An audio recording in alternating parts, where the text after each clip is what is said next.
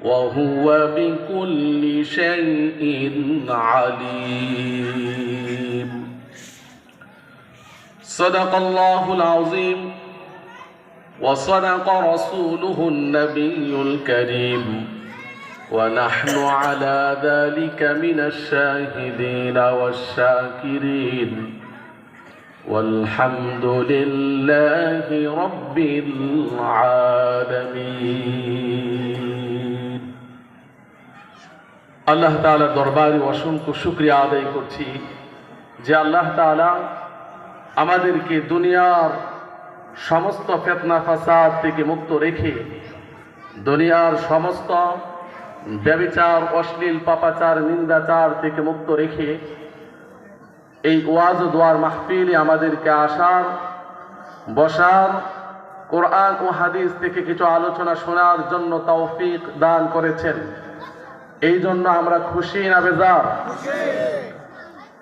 যদি খুশি হয়ে থাকি, অন্তরের অন্তঃস্থল থেকে সুউচ্চে সবাই সমসুরে আল্লাহর শুকরিয়া এবং প্রশংসা আদায় করার জন্য সবাই বলি আলহামদুলিল্লাহ। সেই সাথে লক্ষ কোটি দুরূদ ও সালাম পাঠ করছি নবিকুল শিরোমণি আশরাফুল আম্বিয়া মুহাম্মদুর রাসূলুল্লাহ সাল্লাল্লাহু আলাইহি ওয়াসাল্লাম, তার পরিবার পরিজন এবং সাহাবী কেরামের উপর।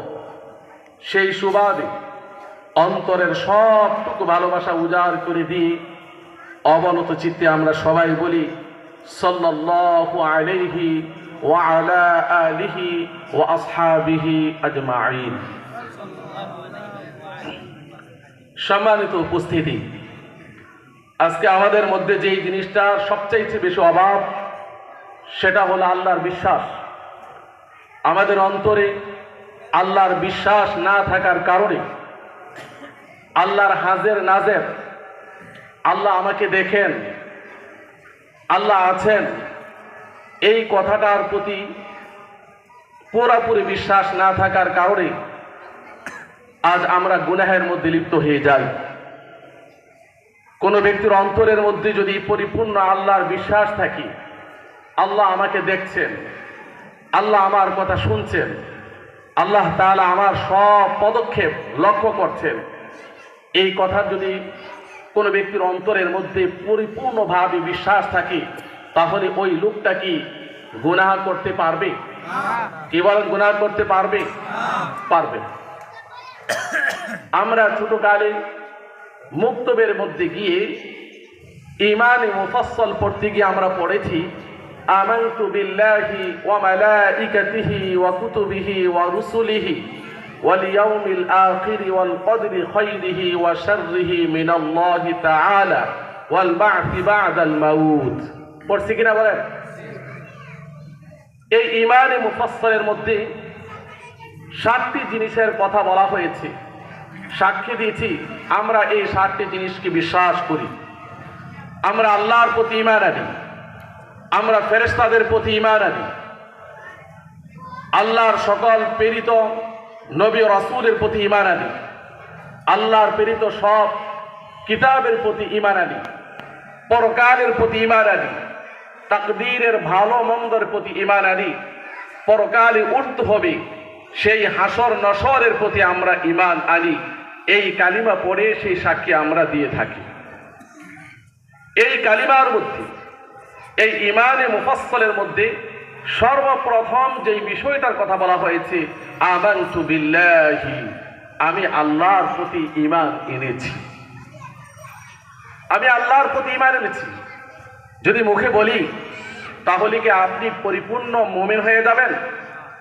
শুধু যদি মুখে বলেন আমি আল্লাহকে বিশ্বাস করি, আমি আল্লাহর প্রতি ঈমান আনি, আপনাকে আল্লাহ তাআলা জান্নাত দিয়ে দিবে? এত সহজ? এত সহজ নয়।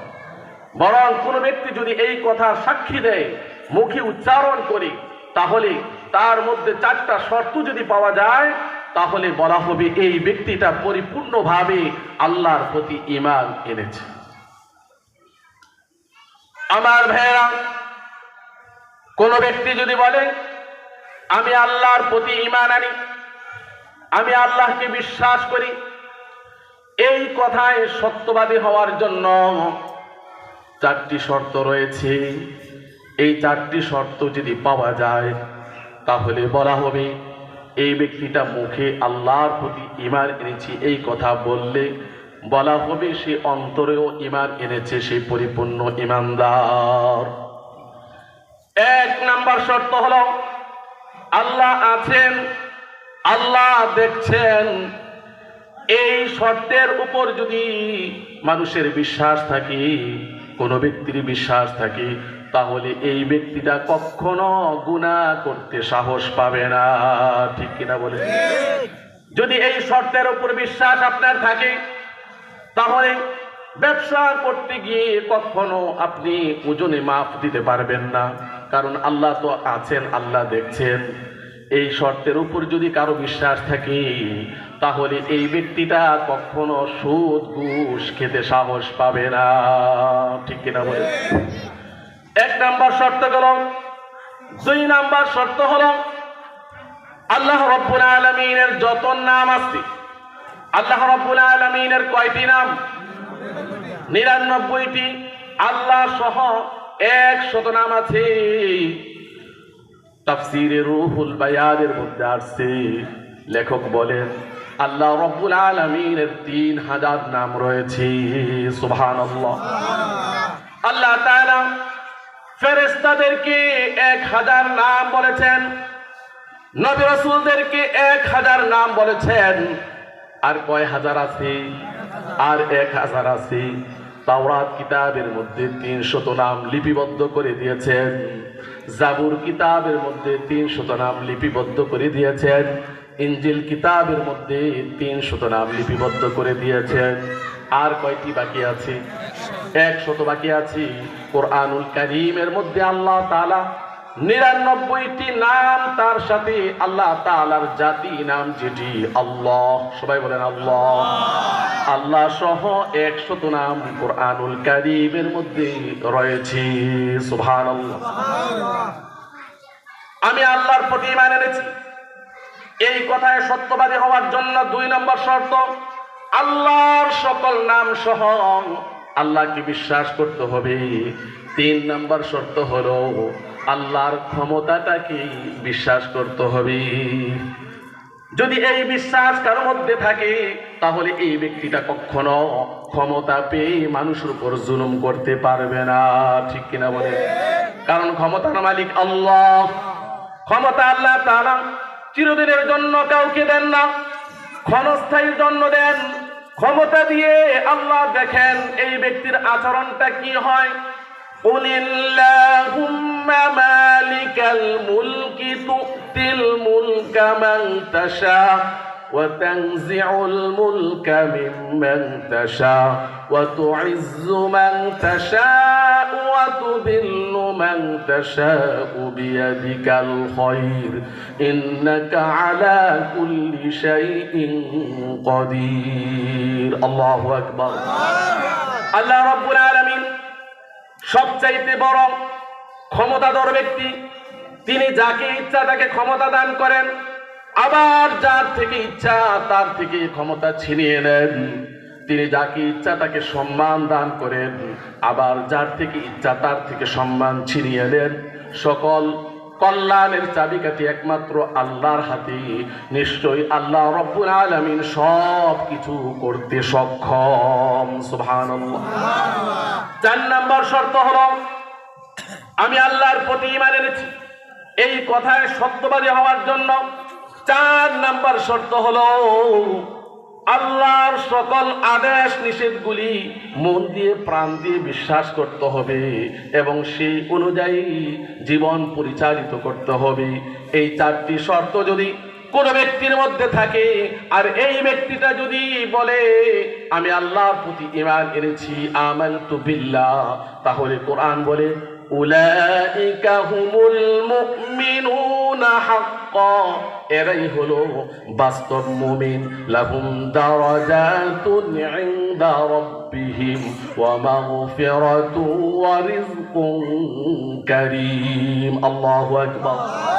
তাদের জন্য রয়েছে তাদের প্রতিপালকের কাছে অনেক মর্যাদা, তাদের জন্য রয়েছে তাদের প্রতিপালকের কাছে ক্ষমা, তাদের জন্য রয়েছে তাদের প্রতিপালকের কাছে উত্তম রিজিক।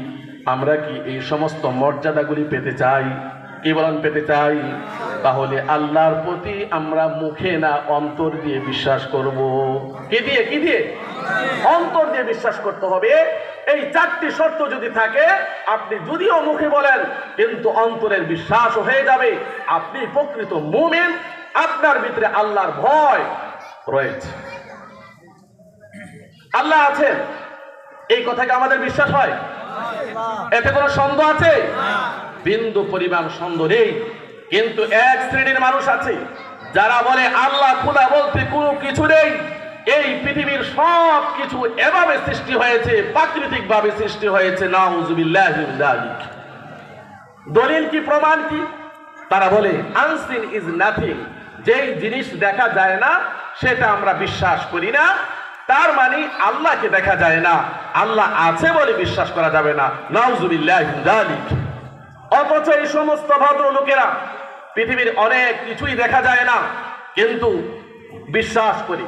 যেমন বাতাস দেখা যায় না, বাতাসের পাওয়ার দেখি, গাছ নড়াচড়া করে বলে যে বাতাস আছে। বিদ্যুৎ দেখা যায় না, বিদ্যুৎ কি দেখা যায়? বিদ্যুৎ দেখা যায় না কিন্তু লাইট জ্বলে, ফ্যান চলে, এর দ্বারা তারা বুঝে নেয় বিদ্যুৎ আছে। অক্সিজেন দেখা যায় না কিন্তু অক্সিজেনের প্রক্রিয়া দেখে তারা বুঝে যে অক্সিজেন আছে। এগুলি স্বীকার করতে পারে কিন্তু আল্লাহকে দেখা যায় না, আল্লাহকে বিশ্বাস করা যাবে না, সবগুলি প্রাকৃতিক ভাবে সৃষ্টি হয়েছে। এই সমস্ত কথা যারা বলে তারা হচ্ছে কাফের, তারা হচ্ছে নাস্তিক, তারা হচ্ছে নাস্তিক। ঠিক কিনা বলে? আমার ভাইয়েরা, একবার এক নাস্তিকের সাথে ইমাম আবু হানিফা রাহমাতুল্লাহ আলাইহির বহস হলো। নাস্তিকের দাবি হলো, নাস্তিকের যুক্তি হলো আল্লাহ খোদা বলতে কোনো কিছু নেই, সব কিছু এভাবে সৃষ্টি হয়েছে, প্রাকৃতিক ভাবে সৃষ্টি হয়েছে। এটা তাদের থিওরি। ইমাম আবু হানিফা রাহমাতুল্লাহ আলাইহি বলেন কোনো কিছুই এভাবে সৃষ্টি হতে পারে না। তাহলে তোমার সাথে বহস, দিন তারিখ ঠিক করা হলো, ময়দান ঠিক করা হলো। যখন দিন তারিখ আসলো, ময়দান গিয়ে নাস্তিক তার দলবল যা আছে সব একদিকে অবস্থান করলো, আর আস্তিক আল্লাহর প্রতি বিশ্বাসী যারা আছে তারা ময়দানের এক পাশে অবস্থান করলো। ইমাম আবু হানিফা রাহমাতুল্লাহ আলাইহি সময় মতো আসলেন না, একটু বিলম্ব করলেন। তার কারণ হলো ইমাম আবু হানিফা রাহমাতুল্লাহ আলাইহি মনে মনে ভাবলেন এই ব্যক্তিকে কোরআন দিয়ে, হাদিস দিয়ে বোঝানো যাবে না, এই ব্যক্তিকে বোঝাতে হলে বাহ্যিক একটি উদাহরণ দিয়ে বোঝাতে হবে। আল্লাহ আছেন এটা বাহ্যিক একটি উদাহরণ দিয়ে বোঝাতে হবে। ইমাম আবু হানিফা রাহমাতুল্লাহ আলাইহি একটু বিলম্ব করে তিনি সেই সমাবেশের মধ্যে উপস্থিত হলেন। যখন একটু বিলম্ব করে উপস্থিত হলেন, নাস্তিক বলল আপনি দেরি করে কেন আসলেন? সর্বপ্রথম আপনাকে এই জবাব দিতে হবে, তারপর আপনার সাথে আমার বহস, তারপর আপনার সাথে আমার আলোচনা। আপনি বলেন দেরি করে কেন আসলেন? ইমাম আবু হানিফা রাহমাতুল্লাহ আলাইহি বললেন আমি দেরি করে কেন এসেছি একটু শোনেন। আমি আসার পথে একটা নদী পড়ল, এই নদী পারাপারের জন্য কোনো ব্যবস্থা নাই, কোনো নৌকা নাই, কোনো মাঝি নাই। আমি নদীর পার দাঁড়িয়ে গাছের দিকে তাকিয়ে আছি। হঠাৎ করে দেখলাম গাছটি ধপাস করে মাটিতে পড়ে গেল। কোনো রকমের মিস্ত্রি ছাড়াই, কোনো রকমের করাত ছাড়াই গাছটি ধপাস করে মাটিতে পড়ে গেল। মুহূর্তের মধ্যে মিস্ত্রি ছাড়াই তক্তা হয়ে গেল, আবার মিস্ত্রি ছাড়াই একটা নৌকা হয়ে গেল। আবার এই নৌকাটা পানিতে পড়লো, পরে মাঝি ছাড়াই এই নৌকা আমাকে নদী পার করে দিয়েছে, এই জন্য একটু দেরি হয়ে গেছে। নাস্তিক বলল এতক্ষণ আমি মনে করেছি আপনি একজন বুদ্ধিমান, কিন্তু আপনার কথা বচনের মাধ্যমে বুঝতে পারলাম আপনার মাথা খারাপ হয়ে গেছে। আপনার মাথা আগে ঠিক করেন। কিভাবে সম্ভব? মিস্ত্রি ছাড়া গাছ মাটিতে পড়ে যেতে কিভাবে সম্ভব? মিস্ত্রি ছাড়া একটা নৌকা হতে কিভাবে সম্ভব? মিস্ত্রি ছাড়া, মাঝি ছাড়া একটা নৌকা চলাচল করতে এটা কিভাবে সম্ভব? ইমাম আবু হানিফা রাহমাতুল্লাহ আলাইহি বললেন, তোমার সাথে আমার বহস শেষ। তোমার যুক্তি মতে যদি মিস্ত্রি ছাড়া একটা নৌকা না হতে পারে, তোমার যুক্তি মতে যদি মিস্ত্রি ছাড়া তক্তা না হতে পারে, তোমার যুক্তি মতে যদি মাঝে ছাড়া নৌকা পানিতে না চলতে পারে, তাহলে তুমি বলো এই আসমান এই জমিন বিনা সৃষ্টিকর্তায় কিভাবে তৈরি হলো? সুবহানাল্লাহ, কিভাবে তৈরি হলো? নাস্তিক এই উত্তর শুনে লা জবাব হয়ে গেল, লা জবাব হয়ে গেল, মুখে দিয়ে কোনো কথা আসলো না।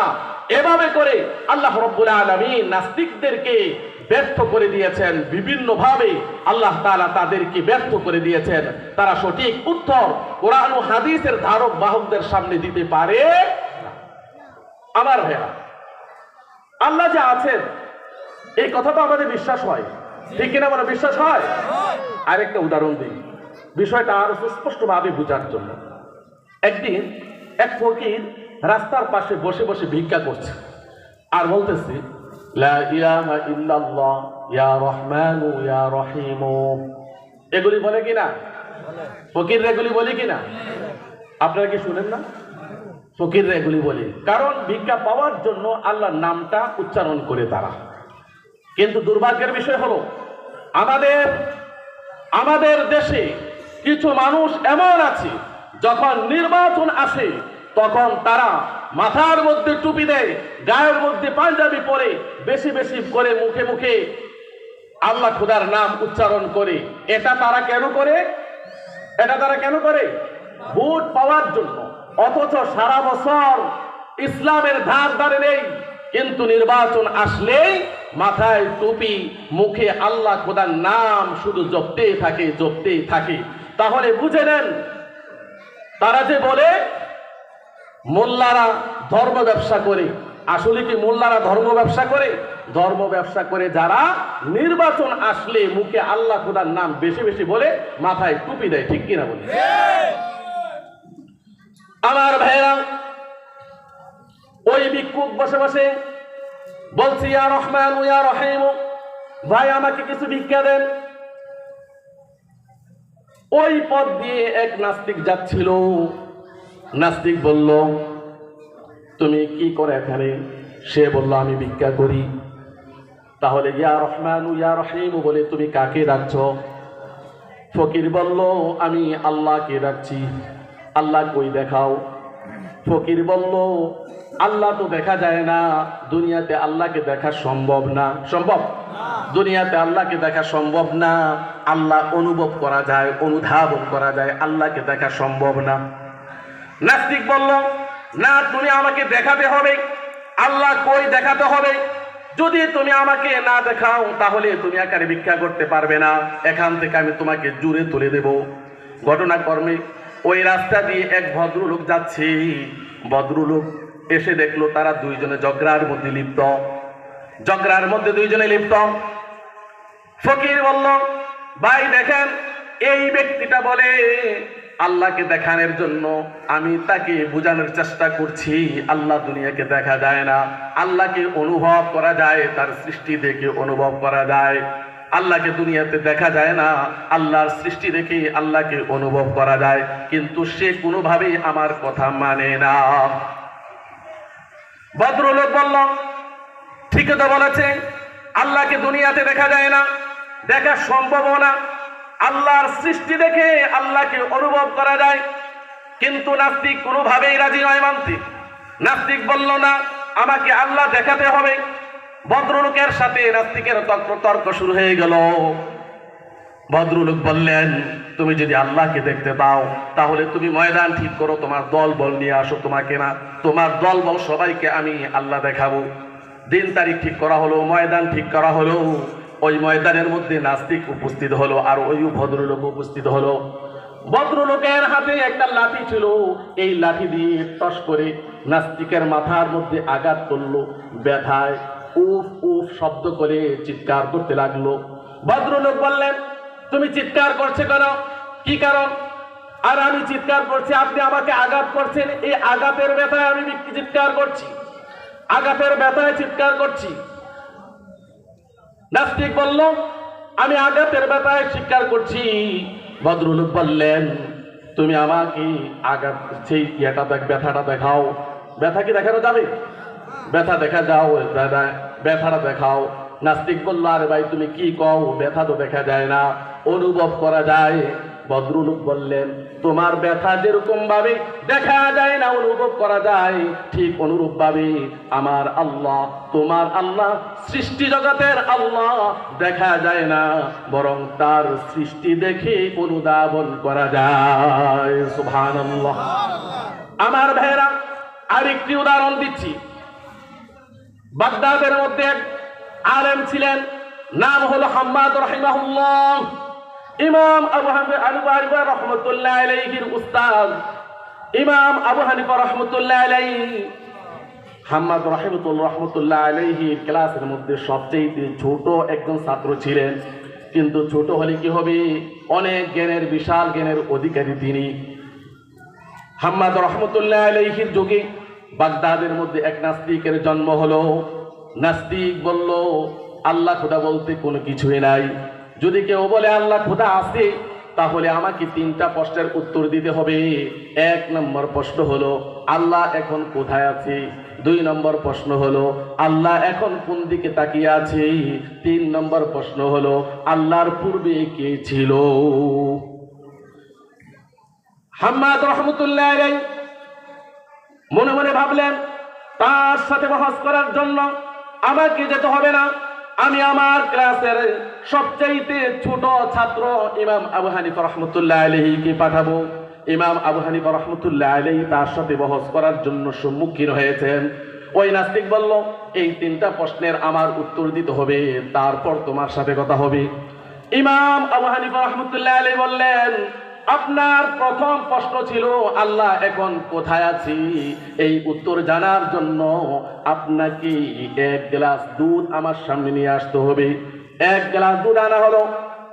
ইমাম আবু হানিফা রহমতুল্লাহ আলাইহি বললেন, আপনি বলেন এই দুধের কোন জায়গার মধ্যে মাখন রয়েছে, কোন জায়গার মধ্যে মাখন রয়েছে? নাস্তিক বলল, এই দুধের সর্বত্রই মাখন মিশ্রিত রয়েছে।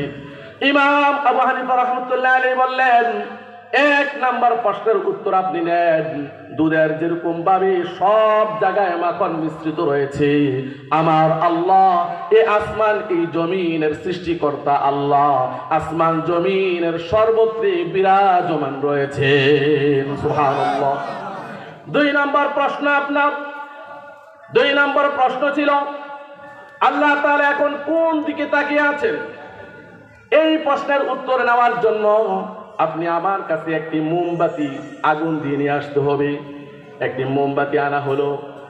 ইমাম আবু হানিফা রহমতুল্লাহ আলাইহি বললেন, আপনি বলেন এই মোমবাতির আগুনটা কোন দিকে আছে? নাস্তিক বলল, সব দিকে তাকিয়ে আছে, সব দিকে তাকিয়ে আছে।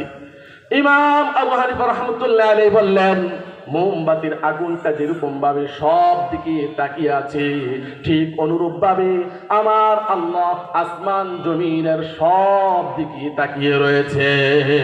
সুবহানাল্লাহ। আপনার 3 নম্বর প্রশ্ন ছিল, আল্লাহর পূর্বে কে ছিল? নিশ্চয়ই আপনি একজন শিক্ষিত মানুষ, মূর্খ মানুষ কিন্তু নাস্তিক হয় না। যারা শিখতে শিখতে মাথার চান্দি চুল চলে গেছে, মাথার চান্দি হয়ে গেছে, এই সমস্ত লোকেরাই নাস্তিক হয়ে যায়। গবেষণা করতে করতে, চিন্তা করতে করতে, যুক্তি দিতে দিতে, যাদের মাথা টেনশনে চুলগুলি চলে গেছে, এই সমস্ত লোকেরাই নাস্তিক হয়। ঠিক কিনা বলেন? কয়েকদিন পর পর ঢাকা বিশ্ববিদ্যালয় থেকে দেখা যায় নাস্তিকের আবির্ভাব হয়েছে একটা। চিন্তা করতে করতে চুলগুলি চলে গেছে, মাথা নষ্ট হয়ে গেছে, ফলে বলে আনসিন ইজ নাথিং, আল্লাহ খোদা বলতে কোনো কিছু নাই। মুসলমানরা বলে সব আল্লাহ সৃষ্টি করেছেন সব, কিন্তু আমার চিন্তায় ধরেছে আল্লাহ কোনো কিছুই সৃষ্টি করেন না, কারণ আল্লাহ তো নাই, সবগুলি প্রাকৃতিকভাবে সৃষ্টি হয়েছে। নাউজুবিল্লাহি মিন যালিক। ইমাম আবু হানিফা রাহমাতুল্লাহি আলাইহি বলেন, আপনার 3য় প্রশ্ন, আল্লাহর পূর্বে কে ছিল? এই প্রশ্নের উত্তর দেওয়ার জন্য আপনি আমার সাথে কথা বলতে হবে। আপনি বলেন 1, 2, 3। তিনের আগে কি? তিনের আগে কি? দুই। দুইয়ের আগে কি? এক। একের আগে কি? নাই। ইমাম আবু হানিফা রাহমাতুল্লাহ আলাইহি বললেন, একের আগে যেরকম ভাবে কোনো সংখ্যা নাই, কোনো কিছুই নাই, ঠিক অনুরূপ ভাবে আমার আল্লাহর পূর্বেও কেউ ছিল না। লাম ইয়ালিদ ওয়া লাম ইউলাদ ওয়া লাম ইয়াকুল লাহু কুফুয়ান আহাদ। আল্লাহ কাউকে জন্ম দেন না, তাকে কেউ জন্ম দেয় না, তার সমকক্ষ আসমান জমিন সারা জাহানের মধ্যে কোনো কিছুই নাই। সুবহানাল্লাহ। আমার ভাইয়েরা, ইমাম আবু শাফি রহমতুল্লাহ আলাইহি, ইমাম শাফি রহমতুল্লাহ আলাইহি জিজ্ঞাসা করা হয়েছে, আপনি বলেন তো দেখি আল্লাহ কোথায় আছে, আল্লাহর পরিচয় কি, আপনি আল্লাহকে কিভাবে চিনেছেন, আপনি বলেন তো দেখি। ইমাম শাফি রহমতুল্লাহ আলাইহি বলেন, কোন ব্যক্তি যদি তুত গাছের পাতার দিকে তাকায় তাহলে আল্লাহকে চিনে যাবে। কিভাবে? একটা তুত গাছের পাতা, এই পাতা যদি বিভিন্ন প্রাণী খায় তার থেকে বিভিন্ন জিনিস সৃষ্টি হয়। যেমন এই তুত গাছের পাতা যদি মৌমাছি খায় তার পেট থেকে মধু বের হয়। তুত গাছের পাতা যদি গরু ছাগল খায় তার থেকে ট্যাবলেটের মতো লাদা বের হয়। এই তুত গাছের পাতা যদি হরিণ খায় তার নাভির মধ্যে সুগন্ধি সৃষ্টি হয়ে যায়। এই তুত গাছের পাতা যদি তুত পোকা খায় রেশমি কাপড়ের উপাদান সুতা তৈরি হয়ে যায়। যদি আল্লাহ না থাকে তাহলে এই পাতার মধ্যে এই গুণ কে দিয়েছেন? একটি পাতা থেকে এতগুলি জিনিস সৃষ্টি হয় কিভাবে? নিঃসন্দেহে আল্লাহ আছেন। সুবহানাল্লাহ। আল্লাহ আছেন। আল্লাহকে চিনবেন কিভাবে? আল্লাহর সৃষ্টি দেখে আল্লাহকে চিনতে হবে। আল্লাহর সৃষ্টি দেখে দেখে আল্লাহকে চিনতে হবে। হাদিসের মধ্যে আল্লাহর নবী বলেছেন, তাফাক্কারু ফি খালকিল্লাহ, আল্লাহর সৃষ্টি দেখে, আল্লাহর সৃষ্টি নিয়ে তোমরা গবেষণা করো, আল্লাহকে পেয়ে যাবে। তোমরা আল্লাহ সম্পর্কে সৃষ্টি করিও না, তাহলে তোমরা গুমরা হয়ে যাবে, তোমাদের ব্রেন আউট হয়ে যাবে, তোমরা জাহান্নামী হয়ে যাবো। আল্লাহ সৃষ্টি সম্পর্কে গবেষণা করলে আল্লাহকে আমরা চিনতে পারবো। আল্লাহ তাআলা যাতে আমাদের সবাইকে এই কথাগুলি বুঝার, অনুধাবন করার তৌফিক দান করেন। আমিন। ওয়া আখিরু দাওয়ানা আলহামদুলিল্লাহি রাব্বিল আলামিন। আসসালামু আলাইকুম ওয়া রাহমাতুল্লাহি ওয়া বারাকাতুহু।